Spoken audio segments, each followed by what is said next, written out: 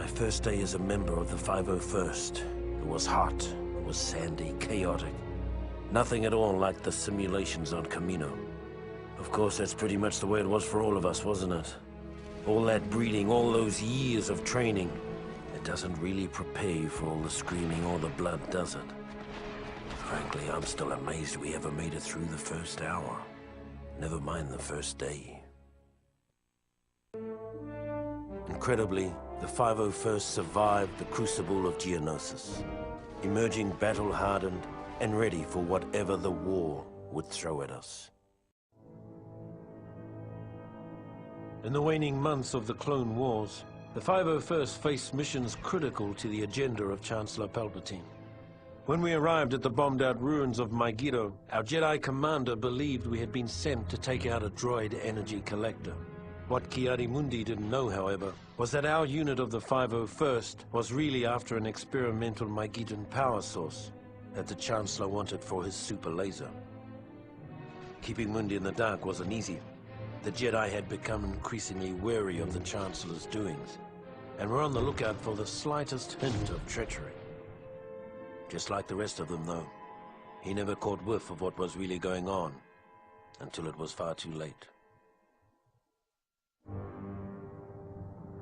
The success of the mission on Megiddo was something of a revelation for the men of the 501st. Suddenly, we realized that the Jedi could be fooled. And if they could be fooled, they could be killed.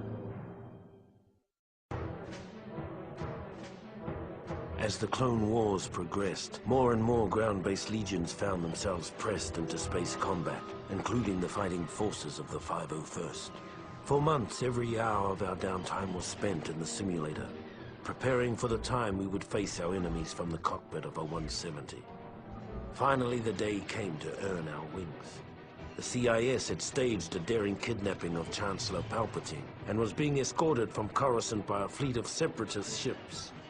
With only a few veteran pilots on planet, many of the 501st were pressed into service to drive off the Seps and buy time for a pair of Jedi Knights to rescue the Chancellor. After disabling the final capital ship, General Kenobi and Skywalker took advantage of the opportunity we'd created and rescued the Chancellor. Took all the credit, too. It's been said that the 501st got the best of the war. We also got the worst. On Felucia, the Seps dug their metal heels into the muck of that alien hellhole and dared the Republic to come in after them. So we did, only to be met with the month after month of flesh-eating diseases, shrieking nocturnal predators, and other sights that haunt me to this day. Cut off and for all we knew, abandoned by our superiors. Our only hope was Aayla Secura, our Jedi commander. Without her iron will, none of us would have come out of that mess with our sanity or our lives. When her death came, I hope it was quick. She earned that much. When the 501st was finally rotated out of Felucia, Aayla Secura made a point of seeing us off personally, calling us the bravest soldiers she had ever seen. It's a good thing we were wearing helmets, because none of us could bear to look her in the eye.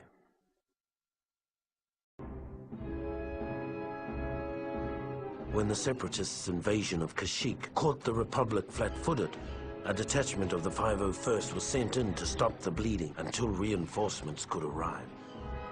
It was a textbook suicide mission, and we knew it. As we fought our way into Kashyyyk's atmosphere, most of us believed that the only way we'd be getting off this planet was in a body bag. As the 501st finally broke through the Sep blockade over Kashyyyk, I took a long look back at the battle that continued to rage over the planet and wondered why so many had to die for a bunch of walking carpets. Then I followed my orders and turned planetward.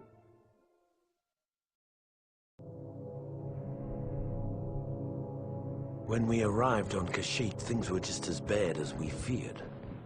The droids had us outgunned, outmaneuvered, and outmanned by a 5-to-1 margin.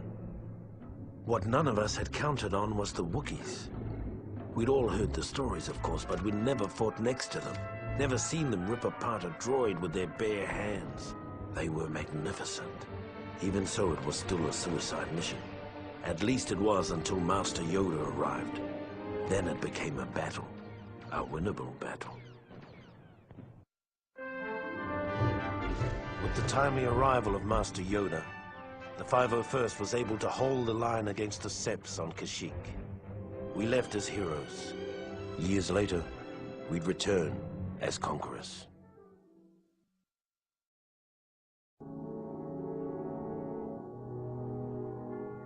In our bones, we knew the war was almost over. The galaxy held its breath, waiting to see which side would make the final, daring move. As fortune would have it, the Republic moved first. After the Chancellor informed the Jedi Council that General Grievous and the Sept leaders were hiding on Utapau, General Kenobi gathered an army large enough to capture 3 star systems. When the orders reached the 501st, our morale soared. For better or worse, this would be the beginning of the end.